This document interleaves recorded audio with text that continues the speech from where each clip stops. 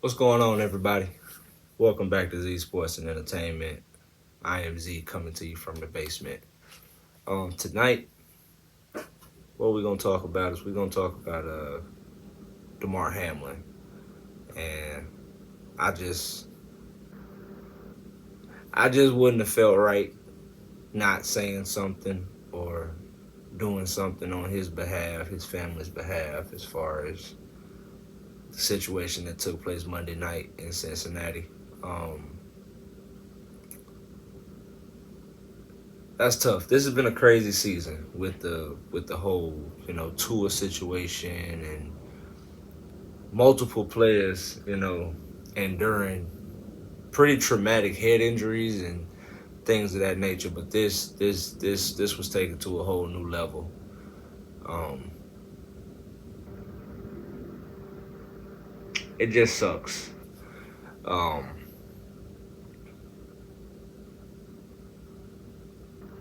that is like the one thing in the sport of football that you wouldn't wish on your worst enemy. You wouldn't wish on your rival, any opponent. That's just something that it just sucks. It really sucks.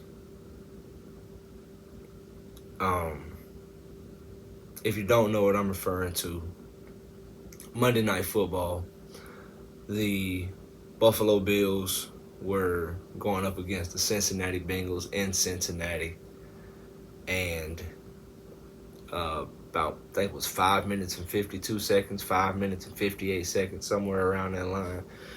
Joe Burrow, quarterback of the Bengals, hit T. Higgins across the middle, and Damar Hamlin was the one who made that tackle. Um, After the tackle was made, Damar Hamlin stood to his feet, and before he attempted to take a step, the best description that I can give is it looked as if the life left his body as he started to fall to the ground. Um, that was scary because initially, he got the wind knocked out of him. He's a little woozy.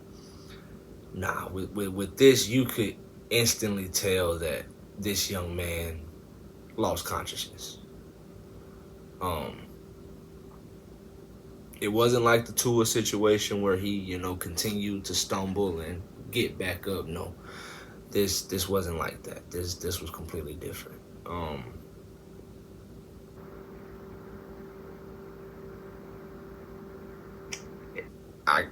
It just sucks. I can't keep saying that. It sucks. You got two teams competing for possibly the number one seed in the AFC. Huge stipulations for this Monday night game late in the season. And for something like that to happen, it's very easy for it no longer to be about football and be about the person, the human, the family of that individual. Is right now is so much bigger than football. And there's a lot I want to talk about as far as this incident goes. I also want to say um, that I will be showing the clip in this video in the corner. So if it's not something that you feel like you can handle, if it's not something you feel like you can watch, you know, please, you know, refrain from doing so. Um, it just sucks because it happened. Everybody gets to a knee, and then it gets taken to a place that I don't think anybody thought it would have to be taken to. From my understanding, he was given CPR on the field, and for those of you who don't know me, I've spent the last 9, 10 years of my life in the security, first responder, whatever you want to call. I've spent the last 9, 10 years of my life in that field. So I truly understand the importance of resuscitation, CPR, knowing how to use AEDs, things of that nature. But for it to actually have to happen on a football field in the like damn near 50-yard line in front of 60, 70, 80,000 people, for those first responders and those individuals who were on the scene with Damar Hamlin, you are greatly appreciated. Everything that you did and everything that took place on that field, we are thankful. We thank you.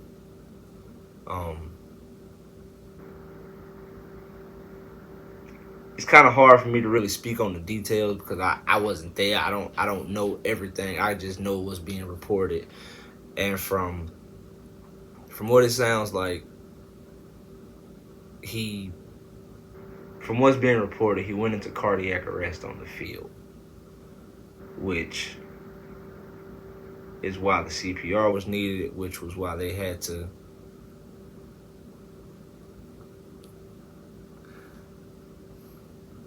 it's almost like they had to put life back into him.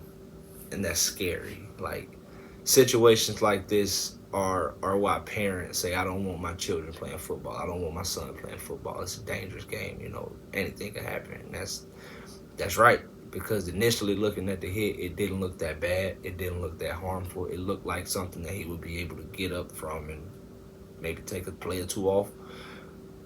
But it's not the case. From my understanding right now, at this very moment, Damar Hamlin is still in the Cincinnati hospital. I want to say the University of Cincinnati Medical Center. He is still on a ventilator. He is still not fully breathing on his own. That is the goal. I think last night I got a report from ESPN saying that his vitals were back to normal, but they're going to continue to run further tests. The only question that I'm unaware of is like,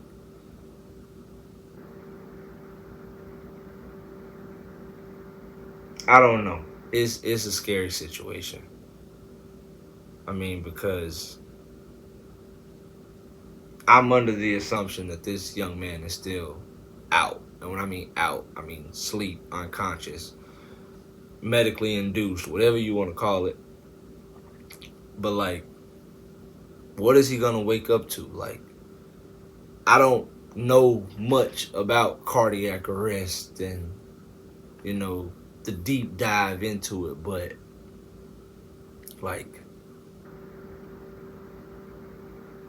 I don't know. My biggest concern is that like is this young man gonna be okay? This was a 6th round, maybe even a 7th round pick out of Buffalo, who fought, clawed, and earned his way onto the field because they got Micah Hyde, they got Jordan Poyer, so this kid was literally in a reserve spot. And for him to be in a situation to where he seems to be maybe their nickel guy now, but it's tough. It's tough. What's going on in the football world, the football community, as far as everybody coming together, praying for this young man, donating to his foundation, keeping him in your prayers, sending all your love and support to his family. We just got to keep doing that. Just because we may not be a part or in the NFL doesn't mean we can't do our part as far as sending love, showing support, donating $1 or $2 to his charity and his foundation. Anything. I mean, just keep this young man in your prayers because that is a beautiful life. That is a beautiful life, and that is a beautiful life who deserves to live. That young man did nothing but pursue his dream. And I know we got a couple of knuckleheads out here as far as, the whole Skip Bayless situation. I know Bart Scott is receiving a lot of heat, because I want to say he blamed T. Higgins for the situation. And for those of you who don't know, T. Higgins was in somewhat of a similar situation earlier this season. T. Higgins was knocked out cold earlier this season. I don't think he came back in that game. I think he in a concussion protocol. But T. Higgins was knocked out on a football field this year. So for him to be on the other end of that, I can only imagine how he's feeling. T. Higgins, keep your head up, young man. You did nothing wrong. You guys were out there playing a competitive football game, and an unfortunate occurrence happened. Um,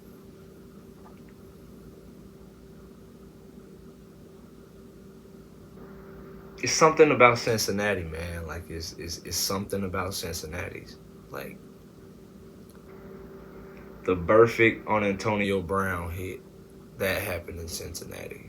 The Ryan Shazier career-ending injury that happened in Cincinnati. The Tua Tagovailoa situation that escalated the concussion protocol that happened in Cincinnati earlier this year, and now the Damar Hamlin situation.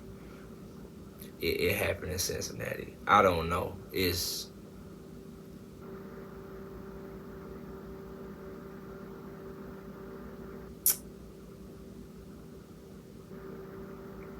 God works in mysterious ways, and I'm not one to sit here and be all heavenly, and that's never been me. But I think now's the time for people who, like, I don't know. I don't even know where I'm going with this. Damar Hamlin, I'm praying for you. You're in my thoughts, you're in my dreams. Please get well. Please be better. Please wake up and walk out of that hospital one of these days. Soon. One of these days soon. Like,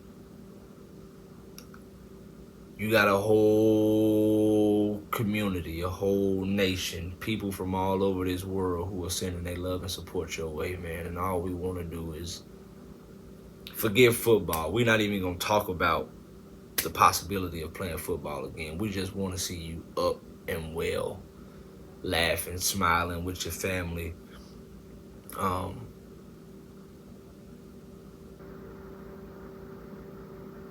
Sorry.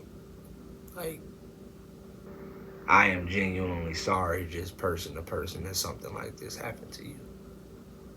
I don't know you. Probably would never ever meet you. But I wouldn't wish this on anybody. Whether it's on the football field, just regular day-to-day life, but it's gonna take the football world a very long time to get over this. And it's a situation because there isn't any rule you can put in place to avoid this. There isn't any protocol or anything like that can be put in place to avoid this. It just happened. It just happened.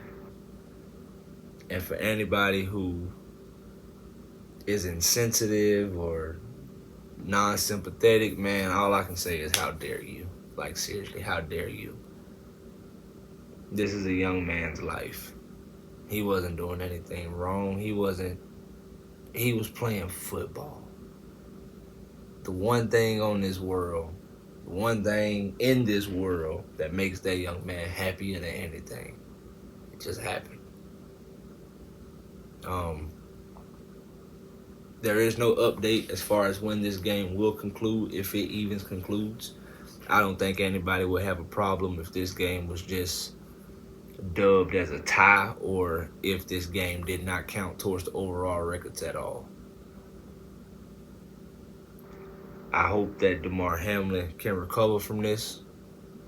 I hope that his family can recover from this. I hope the Buffalo Bills organization, the NFL, and the entire football community who is behind Damar Hamlin can recover from this.